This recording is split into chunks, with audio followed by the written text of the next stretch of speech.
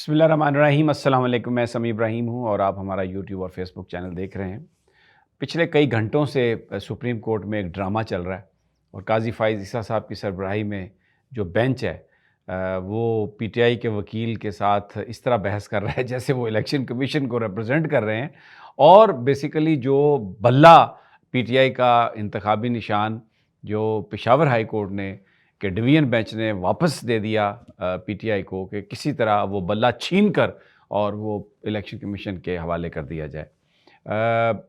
اس وقت جو غیر ضروری سوالات ہیں عدالت کی طرف سے، ججز کی طرف سے، وہ علی ظفر صاحب کے ساتھ یہ کیے جا رہے ہیں، اور جو ایک واضح ہمیں جو نظر آ رہا ہے اس وقت کہ بالکل مجھے لگ رہا ہے کہ یہ بڑی دیر سے ڈیسیژن دیں گے، جس وقت ٹائم بھی گزر چکا ہوگا، کیونکہ آج آخری دن ہے الیکشن کمیشن کو یہ بتانا ہے کہ کون سا پارٹی کا ممبر ہے، یعنی ٹکٹ ہولڈر کون ہے۔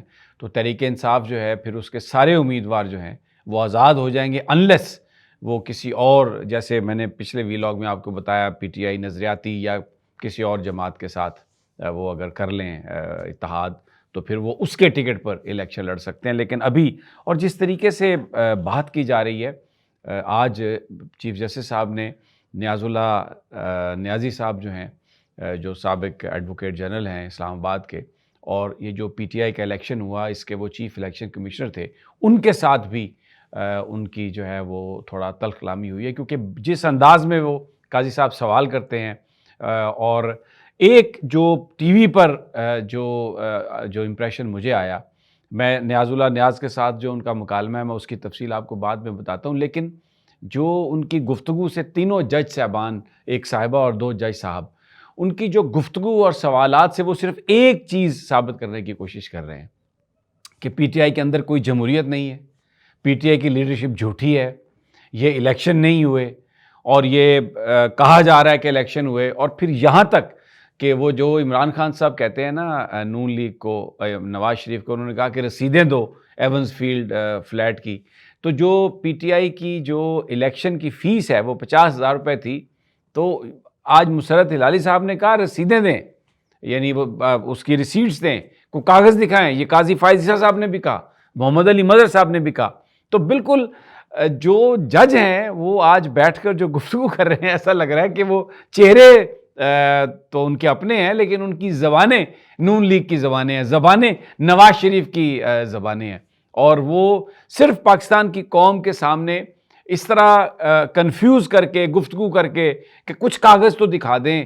قانون یہ کہتا ہے کہ یہ مانگ ہی نہیں سکتے، یہ جورسڈکشن ہی نہیں ہے الیکشن کمیشن کی کہ وہ کوئی اس طرح کا کوئی آ کے سکروٹنی کرے۔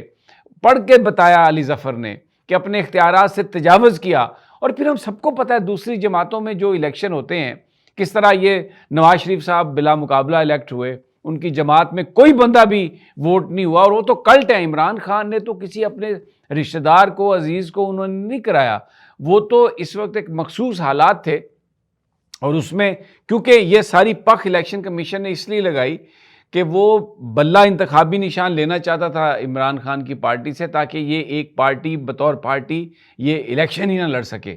انہوں نے جو بلے کا نشان واپس لیا وہ کوئی قانون کی عملداری کے لیے لیا؟ بالکل نہیں۔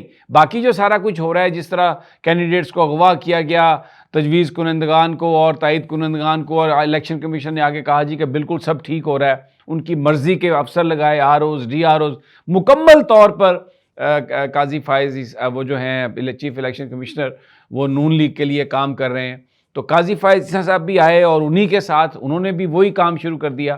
تو آج جو تاثر ہے پورا کہ ایک تو نشان بلے کا پی ٹی آئی کو نہ دیا جائے، واپس لے لیا جائے، اور اس وقت دیا جائے جب ان کے پاس کوئی آپشن نہ ہو، اور دوسرا سوالات کر کے یہ بتایا جائے کہ لوگوں کے ذہنوں میں یہ ڈالنے کی کوشش کی جا رہی ہے کہ یہ پارٹی کوئی جمہوریت پہ بلیو نہیں کرتی، یہ تو اپنے الیکشن ہی نہیں کراتے اور فرد واحد کے ساتھ ہیں، اور یہ قانون کی خلاف ورزی کرتے ہیں، جعلی کاغذات بناتے ہیں، اور ان کے پاس اپنی رسیدیں نہیں ہیں۔ یہ اس تناظر میں نیاز اللہ نیازی صاحب نے کہا چیف جسٹس صاحب سے، جس وقت وہ سوال کر رہے تھے بار بار الیکشن کے حوالے سے، تو نیاز اللہ نیازی نے جب جواب دینے کی کوشش کی تو اس کو چپ کرا دیا، یعنی خود بولتے ہیں کسی اور کو تو بولنے نہیں دیتے۔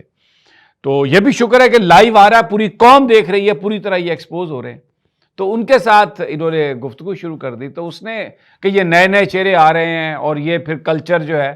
تو نیاز اللہ نیازی صاحب نے کہا کہ آپ یہ نئے نئے چہروں کی بات کر رہے ہیں، نیاز اللہ نیازی کے بارے میں کہہ رہے ہیں کہ وہ کون ہے. میں کئی دفعہ آپ کے سامنے پیش ہوا ہوں، 3 سال ایڈوکیٹ جنرل رہا ہوں اسلام آباد کا. اور دوسری بات انہوں نے کہا کہ میں 2009 سے اس جماعت میں ہوں. تو پھر انہوں نے کہا کہ جی یہ کیا ہے. پھر قاضی صاحب پھر ان کی اپنی عزت بڑی آڑے آ جاتی، یعنی عزت صرف قاضی فائز عیسیٰ صاحب کی اور وہ جو ساتھ 2 ججز ہیں ان کی ہے. باقی جو لوگ ہیں، جو پی ٹی آئی کے لوگ ہیں، جو ان کے وکیل ہیں، ان کی کوئی عزت نہیں ہے. جو مرضی ان کے بارے میں آپ بات کریں کہ جی آپ یہ کر رہے ہیں، آپ وہ کر رہے ہیں. تو انہوں نے کہا کہ میرا بیٹا جب کلرک کا، لا کلرک کے لیے جب اس کا انٹرویو ہوا، آپ کے پاس گیا، تو اس سے بھی آپ نے پی ٹی آئی کے حوالے سے بڑے سوال کیے تھے. تو نیاز اللہ نیاز دیکھیں، کسی بھی عزت دار آدمی سے، چاہے وہ بینچ پہ بیٹھا ہو، چاہے وہ وکلاء کی جگہ پر ہو، یعنی درخواست گزار ہو، عزت سب کی ایک ہی جیسی ہوتی ہے. قاضی فائز عیسیٰ صاحب کی عزت کسی دوسرے سے زیادہ نہیں ہے، یا محمد علی مظہر صاحب کی عزت کسی سے زیادہ نہیں ہے، نہ کسی سے کم ہے. ایک ہی جتنی عزت ہے. تو عزت ہمیشہ ارن کی جاتی ہے. اس طرح تھوڑی ہوتا ہے کہ آپ دباؤ دے کے. اور پی ٹی آئی تو اس وقت لڑ رہی ہے اور اس کے اوپر پورا ایک اور کیا کہتے ہیں جناب قاضی فائز عیسیٰ صاحب کہ اسٹیبلشمنٹ الیکشن کمیشن پر دباؤ کیوں ڈالے گی؟ اگر آپ کہتے ہیں تو آپ اس کو ثابت کریں. تو یہ بس ایویں آپ الزام لگا دیتے ہیں، ایسا تو کچھ نہیں ہے. چلیں ٹھیک ہے، یہ بات صحیح ہوگی، لیکن لوگ خود فیصلہ کریں. میں آپ کو ان کے ریمارکس ذرا اندازہ کریں. پھر یہ کہتے ہیں کہ ابھی تو پی ٹی آئی کے مخالفین تو حکومت میں نہیں ہے، یعنی یہ کاکڑ اور یہ جو وزرائے اعلیٰ جس طریقے سے، اور وہ غلام علی جو گورنر ہے کے پی میں، یہ جس طریقے، اور مقبول باقر جو سندھ میں بیٹھا ہوا ہے، جو زرداری کے ساتھ ہے. آپ مجھے بتائیے کہ یہ وہ لوگ ہیں جنہوں نے پاکستان یعنی مذاق اڑا دیا. لوگ ہنستے ہیں کہ یہ کیا، یہ کوئی نگران ہے، یہ نون حکومت ہے، اس کی کنٹینیوشن ہے. فواد حسن فواد وزیر نجکاری ہے، اور آج چیمہ اب تک وہ اسٹیبلشمنٹ کا سیکرٹری رہا. اور وہ جو مطلب میں ایک آپ کو عہدیدار گنوا دوں، وہ جو ان کے ساتھ جو کام کر رہے ہیں سارے وزراء کے ساتھ. تو اور یہ نون لیگ کی کنٹینیوشن ہے. اور یہ کہہ رہے ہیں قاضی فائز عیسیٰ صاحب کہ اب تو جو حکومت ہے اس میں تو پی ٹی آئی کا کوئی مخالف نہیں ہے. بہرحال آج جو نظر آ رہا ہے اس وقت میں، اب لنچ بریک ہوئی ہے، کیونکہ جو علی ظفر صاحب ہیں، ایک ایک چیز کا انہوں نے جواب دیا ہے اور پورا کیس کھول کے رکھ دیا کہ یہ کوئی جورسڈکشن نہیں تھی ان کی الیکشن کمیشن کی، نہ یہ کورٹ آف لا ہے، نہ یہ کوئی سکروٹنی کر سکتے تھے. سرٹیفکیٹ جمع کروا دیا تھا، سب کچھ کر دیا تھا. اب ان کو شیڈیول پر بھی اعتراض ہے. وہ کہتے ہیں جی آپ نے ایسے شیڈیول کیوں کیا، آپ نے ایسے الیکشن کیوں کیا، آپ یہ کیسے کہہ سکتے ہیں. اور اکبر ایس بابر کو سچا ثابت کر رہے ہیں.